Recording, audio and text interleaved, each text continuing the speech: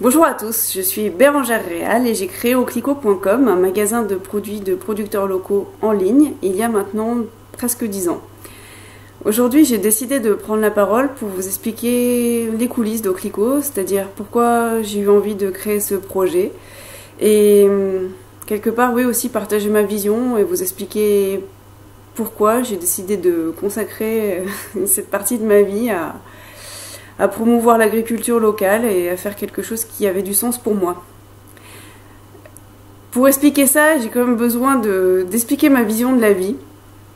Alors vous allez vous moquer peut-être, mais je pense que de tout temps, j'ai eu conscience que l'homme était complètement déconnecté de la nature, mais que c'était pas l'état normal des choses et que l'homme avait un impact qui était trop négatif sur son environnement.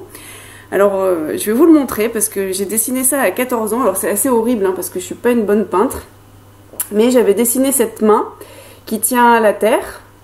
Et il y avait en arrière-plan cette figure noire là qui pour moi représentait l'univers, Dieu, ou en tout cas une force invisible qui dominait les choses et sur laquelle l'humain avait heureusement pas la maîtrise. Et voilà, j'ai écrit. Cette peinture traduit à la fois l'influence de l'homme sur le monde et la domination toute puissante d'une force inconnue, Dieu, le destin, au-dessus de tout, que personne ne peut gouverner. Et je répète, heureusement que l'homme ne peut pas gouverner l'invisible, parce qu'on serait vraiment mal barré. Et donc, avec cette vision, peut-être qui était un petit peu décalée à l'époque, j'ai cheminé, puisque ce dessin il date de 1998. Et il y a une quinzaine d'années, au travers de lectures que je faisais, je me suis rendu compte que la planète était en danger. Et il y avait effectivement une suite qui était possible, mais qu'il y avait vraiment urgence en fait à faire quelque chose de positif. Et j'ai la chance de peut-être être une femme d'action, peut-être d'écouter mon intuition surtout. Et l'idée m'est venue de créer une plateforme de vente de produits de producteurs locaux. Cette idée, elle a cheminé pendant 2 ans dans ma tête et à un moment, j'ai décidé que j'allais le faire. C'est vraiment cette intuition qui était moteur de ma décision parce que je pensais tout le temps à ça et à chaque fois, il y avait une petite voix qui me disait « Si tu le fais pas, quelqu'un d'autre va le faire et de toute façon, après, ça sera trop tard. » Alors, j'étais en CDI et puis je suis allée voir mon employeur.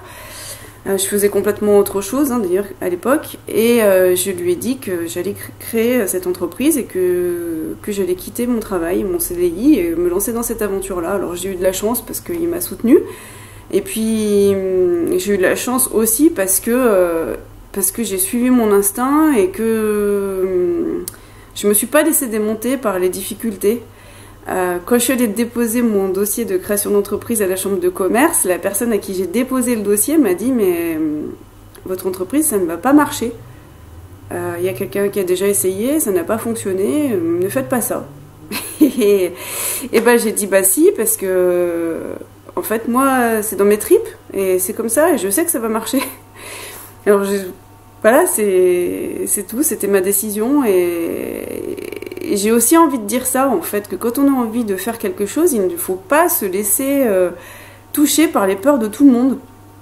La directrice des ressources humaines dans mon entreprise, avant que je crée Oclico, elle avait peur pour moi aussi, elle me disait mais est-ce que tu es sûre, tu as la sécurité de l'emploi, tu as un CDI, est-ce que tu es sûre que tu veux partir? Bah oui, je suis sûre que je veux partir parce que je suis pas heureuse en fait. Et oui, j'ai cette force dans mes tripes de me dire mais quand je suis pas heureuse, je ne peux pas continuer. C'est presque une admiration pour les personnes qui arrivent à faire taire cette pulsion, mais moi je ne peux pas. Et du coup, voilà, j'ai créé Oclico. Et je pense que quand on est sur sa voie, en fait, les choses elles viennent facilement et on est aidé. Parce que pour plein de choses, je vais vous donner un petit exemple que j'aime bien raconter. Au tout début d'Oclico, je suis partie avec rien pour créer cette entreprise et un jour je devais acheter un frigo parce que j'en avais qu'un, il était trop petit et puis ça coûtait quand même presque 1 000 € et je me disais waouh, 1 000 € c'est beaucoup en fait, je partais de rien, j'ai mis mes deniers personnels et je me dis waouh, mais 1 000 € ça fait quand même beaucoup ce frigo. Et alors je réfléchissais en me disant mais qu'est-ce que je pourrais faire? Alors je regardais les annonces sur internet de frigo d'occasion, mais je me disais, tu vas l'acheter à quelqu'un, tu n'auras pas de facture, le frigo, si ça se trouve, il marchera pas, il n'y aura pas de garantie, comment tu vas faire? Et puis là, un jour, j'étais devant mon ordinateur et d'un coup, je me dis, mais oui, le truc qui serait génial, c'est que j'achète un frigo à un producteur, parce que lui, au moins, je serais toujours en contact avec lui, il me prendrait le frigo, j'aurais confiance, et ce serait super cool, quoi, ce serait la meilleure solution. Et cet après-midi-là, je vais rencontrer un producteur qui est à côté de Vars, et en fait, de fil en aiguille, et sans que j'ai vraiment abordé la question, à un moment donné, ils me disent, mais est-ce que tu as de la place pour stocker nos produits, parce qu'ils produisent des yaourts? Parce que nous, si ça t'intéresse, on a un frigo à te vendre, et il est tout neuf, on l'a utilisé très très peu, parce qu'on a construit une chambre froide, et si tu veux, on te le vend la moitié du prix d'origine. Alors, et là, je dis, oui, ça m'intéresse carrément, parce que j'y ai pensé ce matin, voilà. Et du coup, je me disais, waouh, ouais, là, je sens que je suis sur la bonne voie, parce que je fais quelque chose qui a du sens pour moi, et ça marche. Voilà, c'était simple. Il y a eu plein d'autres trucs comme ça, des banderoles publicitaires que j'ai jamais payées parce que l'entreprise qui les a fabriquées s'est trompée de format, du coup me les a offerts, après elle s'est déchirée, et puis quand je suis allée la faire réparer, le gars il a tellement trouvé que c'était génial ce projet qu'il m'a dit amenez-moi 2 bouteilles de vin et puis je vous le fais avec bon cœur, et il m'a pas fait payer non plus. Alors je me disais waouh, j'ai vraiment vraiment de la chance, quoi. Oui, c'est vrai que j'ai vraiment vraiment de la chance, mais j'ai vraiment vraiment provoqué aussi. Et puis voilà, les années filent et au Clicquot ça se développe, et on a de plus en plus de produits, de plus en plus de producteurs, de plus en plus de succès, et puis j'essaye de continuer dans cette veine-là. Et on a mis en place les livraisons à vélo pour le centre-ville, qui est un projet qui me tient à cœur. Voilà, on fait plein de choses, et je fais plein d'heures. Et en même temps, je suis heureuse parce que je fais quelque chose qui a du sens. Ce qui m'amène à la réflexion que je voulais vous partager, parce que là je vous ai un petit peu raconté mon histoire, j'en suis assez contente. En fait, sur ces 10 ans de chemin que j'ai fait avec Au Clicquot, il y avait au départ peu de personnes qui comprenaient ce que je faisais, parce que les produits locaux ça parlait à personne, parce que le bio c'était pas aussi en vogue qu'aujourd'hui. Et puis je me suis rendu compte au fur et à mesure de ces 10 ans que mine de rien on avait grignoté des parts de marché à la grande distribution, que les gens étaient de plus en plus réceptifs aux produits locaux, partout dans le monde, il n'y a pas que Bérengère qui a eu l'idée. Et je me suis rendu compte que ce que j'avais décidé de faire, ça avait eu un impact en local, en fait, un impact concret, que j'avais accompagné un changement du monde qui me parle. Et puis je me suis rendu compte aussi là que de plus en plus, en fait, dans les médias, on parle d'écologie, que de plus en plus les gens ils sont sensibles au tri, au recyclage, à manger des bons produits, au bio, pour la santé, pour l'environnement, et que voilà, ça parle de plus en plus aux gens qui m'entourent, bien plus que quand j'ai créé cette entreprise il y a 10 ans. Mais je me suis rendu compte aussi que dans mon entourage, de plus en plus, les gens vivent une espèce d'angoisse noire de fin du monde. Voilà, je vous le dis comme je le ressens. Et ça me touche parce que, en fait, moi, j'ai créé Au Clicquot, du coup, depuis 10 ans, j'ai passé des fois des semaines de 70 heures à travailler, et quand je rentrais chez moi, mais j'avais pas cette peur de la fin du monde, parce que de toute façon, même si elle arrive, j'aurais fait ce que j'ai à faire, j'ai fait ma part comme le petit colibri, et en fait, je peux pas faire plus, ou difficilement faire plus. Et ça m'amène à cette réflexion-là, c'est que je pense en fait que la manière dont on pense la vie, elle alimente une sorte de cagnotte pour moi, de positif ou de négatif. De cagnotte ou de... On pourrait imaginer que ce soit un gros nuage, et que quand vous pensez positif, vous alimentez le nuage positif, et quand vous pensez négatif, vous alimentez le nuage négatif. Donc dans le positif, on peut mettre l'amour, on peut mettre l'amitié, on peut mettre le partage, on peut mettre la satisfaction, la fierté, la joie, toutes ces émotions, ces actes qui sont positifs. Dans le négatif, on peut mettre les guerres, on peut mettre la jalousie, on peut mettre l'envie, on peut mettre la frustration, on peut mettre plein de choses en fait. on peut mettre l'angoisse aussi de la fin du monde dans ce nuage négatif. Non pas parce que ça soit pas bien d'envisager que le monde ait besoin d'un changement radical maintenant. Ça, je suis complètement d'accord, évidemment, sinon je ne ferais pas ce que je fais. Mais pour moi, en fait, c'est que l'angoisse qu'on a de ça, elle est créatrice de quelque chose qui est négatif pour la planète. Parce que notre pensée, elle a intention. Et que si notre pensée est intention, bah, plus je pense négatif, plus je plombe la planète, en fait. Voilà, moi, comment je pense les choses. Alors du coup, qu'est-ce qu'on peut faire si on nous dit de plus en plus que la planète, elle va mal? On entend ça de partout maintenant, en fait, et c'est angoissant. Du coup, c'est difficile de ne pas s'angoisser et de ne pas se sentir impuissant. Mais en même temps, on peut faire qu'avec nos 2 petits bras, une bérengère de 60 kilos, et on peut pas changer le monde tout seul, en même temps que oui, on peut en fait. Et devant ce constat de cette angoisse qui perturbe beaucoup de gens dans mon entourage, j'ai des amis qui m'ont parlé de survivalisme, et oui, je trouve ça génial de savoir faire du feu, de savoir cultiver, de savoir être autonome en fait, mais je pense qu'il faut pas que ce soit dans un climat phobique, ou dans un climat de peur de fin du monde. De toute façon, on va tous mourir à un moment, donc c'est comme ça, c'est le cycle de la vie qui est comme ça. Et moi, je veux pas souscrire à cette vision de la planète. Donc, je me dis, mais qu'est-ce qu'on peut faire en fait? Et qu'est-ce que je pourrais dire aux gens pour voir les choses autrement? Et ce qui me vient déjà en premier, c'est de vous dire que moi, pourquoi j'ai jamais eu ces angoisses énormes? Ben parce que je pense que tout simplement, en fait, j'ai fait des pas et j'ai posé des actes dans le sens de ce qui me semblait juste dans mon cœur. Et du coup, le soir, quand je rentre et que j'ai fait ma journée de 10 heures de boulot, que j'ai préparé mes paniers, que j'ai touché mes fruits et mes légumes, que j'ai agi dans le sens, voilà, de mes valeurs, ben j'ai pas l'énergie de pas être dans le négatif, et de toute façon, j'ai pas de raison d'y être, en fait. Alors mon premier conseil pour toutes les personnes qui sont dans ce noir, dans cette énergie de se dire mais tout va mal, on va mal finir, la planète, nos enfants, déjà la première chose c'est, pour vous sortir de ça, il n'y a qu'une solution en fait, c'est de poser des actes, vous, à votre échelle. Parce que vous êtes puissant, bien plus que vous ne le pensez, et donc de poser des actes, alors à votre niveau, en fonction de ce que vous pouvez faire, mais pour être juste et aligné par rapport à qui vous êtes vraiment. Parce que c'est ça qui fera que votre angoisse elle va diminuer. Quand on est sur sa voie, sur son chemin, qu'on est au bon endroit, ben en fait on n'est pas si angoissé que ça, parce qu'en fait on fait sa part.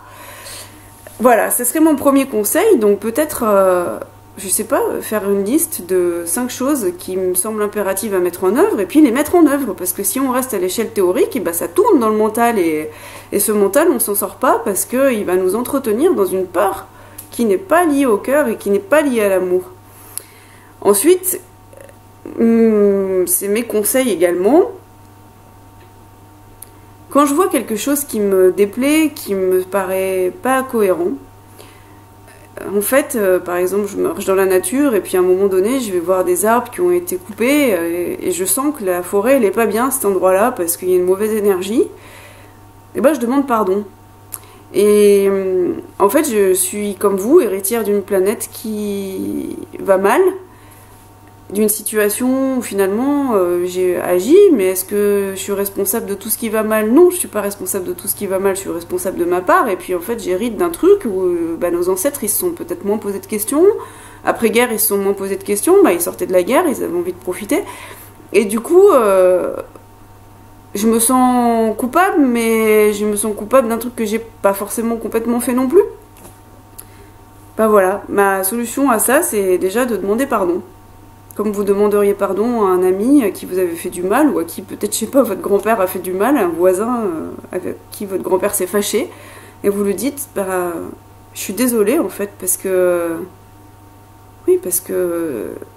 Il y a des rancœurs, il y a des choses qui vont pas, mais... Même si j'en suis pas responsable, j'ai envie de te demander pardon, c'est tout. Et pour moi, ça c'est important, de juste dire pardon. Voilà, ça c'est un conseil que je pourrais vous donner. Ensuite, j'ai commencé à l'aborder quand je vous parlais d'être sur son chemin, mais pour moi, ce qui peut faire que la planète elle aille mieux demain, c'est que chacun on soit aligné et qu'on soit juste par rapport à ce dont on a envie, ce qu'on a envie de réaliser dans notre vie. Parce qu'à partir du moment où on est juste et aligné, on vibre de l'énergie positive, on n'est plus dans l'angoisse, on n'est plus dans la peur, et ça nous permet de transmettre, et ça nous permet juste d'être bien. Alors ça veut dire que chacun aussi, à un moment donné, sa part du gâteau à faire pour être bien. Ça veut dire aussi travailler sur soi, ça veut dire comprendre ses mécanismes et les sublimer, pour que notre énergie, elle soit dans le positif et dans la lumière, et qu'elle soit pas dans le négatif et dans le fait d'être angoissée, parce que ça, comme je le disais tout à l'heure, ça alimente des peurs, des angoisses, et qui vous dit que cette peur et cette angoisse, c'est pas la goutte d'eau qui demain va faire déborder le vase pour la planète. On sait pas en fait. Voilà, on sait pas. En tout cas, on sait qu'on a une intention et que cette intention, elle est créatrice. Et le dernier point, en fait, ce serait d'être plus en lien les uns avec les autres. Voilà, c'est d'être plus en lien avec ses voisins, avec son environnement. Ça veut dire se soutenir mutuellement, mais ça peut aussi être tout simplement être en lien avec notre environnement, avoir conscience de ce qui se passe avec la nature, avec l'arbre qui est en bas de chez vous, et ça peut être aussi d'arroser une plante. Des fois, je vais faire des livraisons, et quand j'arrive dans une entreprise, je vois à l'entrée, ils ont des plantes à l'accueil, et ces plantes, elles ont soif. Et ben moi, je passe devant cette plante, et puis je me dis, mais c'est pas possible, je retourne au camion, je me dis, mais cette plante, elle a soif, comment est-ce que les gens peuvent passer tous les jours devant cette plante et ne jamais lui donner à boire ? Ça sert à rien de s'inquiéter pour les koalas en Australie quand on n'est pas capable de donner à boire à une plante qui est devant chez soi. Et du coup, je retourne l'arroser, cette plante. Mais je me sens honteuse parce que je me dis, mais ils vont me prendre pour une folle d'aller arroser une plante alors que je suis en livraison et que je vais distribuer des paniers. Puis après, je me dis, mais Bérangère, en fait, qu'est-ce qui est important ? Est-ce que c'est que moi, je fais ce qui est juste pour moi, quitte à ce que les autres me trouvent ridicule ou pathétique, j'en sais rien. Ou est-ce que c'est de faire ce qui est important pour moi, pour cette plante aussi, parce qu'elle a soif ? Et puis tant pis. Et moi, au moins, quand je remonte dans mon camion et que j'ai arrosé cette plante, je suis bien. Je me sens bien parce que je suis alignée, c'est tout. J'ai fait ce que je devais, j'ai fait ma part. Voilà. Et donc, du coup, cette manière d'être en lien, vous pouvez la trouver avec vos voisins, avec vos amis, vous pouvez la trouver dans des associations, vous pouvez la trouver avec vos collègues. Je sais pas, il y a plein de façons, en fait, de la trouver, mais c'est juste que... En fait, on n'y arrive pas tout seul à changer le monde. On y arrive parce qu'on est en collectif et parce que chacun fait sa part du gâteau et chacun se met à sa juste place. Et en fait, pour moi, peu importe que vous soyez comptable, si vous faites votre comptabilité avec du cœur, peu importe que vous soyez banquier, si vous faites de la banque comme ça vous paraît juste, parce qu'il en faut des gens pour compter, c'est comme ça, le monde il est comme ça aujourd'hui. Et si vous êtes boulanger, faites votre pain avec votre cœur. Si vous vendez le pain, vendez-le en ayant du contact et en lien avec les gens qui viennent acheter votre pain, parce que vous avez un rôle social à jouer. Et si vous avez envie de jouer de la musique, que vous faites de la musique avec votre cœur, vous contribuez positivement au monde. En fait, peu importe, chacun a sa place. Il faut juste que chacun la prenne. Mais la prendre, ça veut dire aussi se mettre face à ses responsabilités. C'est sûr que moi, il y a 10 ans, si j'avais décidé de rester dans cette entreprise où j'étais pas heureuse parce que j'avais un salaire et un CDI, j'en serais pas là aujourd'hui. Voilà. Donc ce message, c'est juste vous dire, soyez dans votre cœur, faites ce qui vous plaît, ce qui est juste pour vous, et avancez, parce qu'en fait, si on fait confiance en la vie, la vie, elle nous le rend en centuple, en fait. Elle nous le rend parce qu'elle va nous mettre sur notre voie, elle va nous envoyer les personnes qu'il nous faut, elle va nous envoyer les clients dont on a besoin, elle va nous envoyer tout ce qu'il nous faut. En fait, c'est juste le premier pas qu'il faut faire. Voilà. Ça me paraissait important de vous dire tout ça, alors c'est fait, j'espère que... En tout cas, ça permettra à certains de faire justement ce premier pas. Et puis ça vous permettra de mieux comprendre à quoi vous contribuez quand vous venez acheter vos paniers chez moi. Voilà. Merci.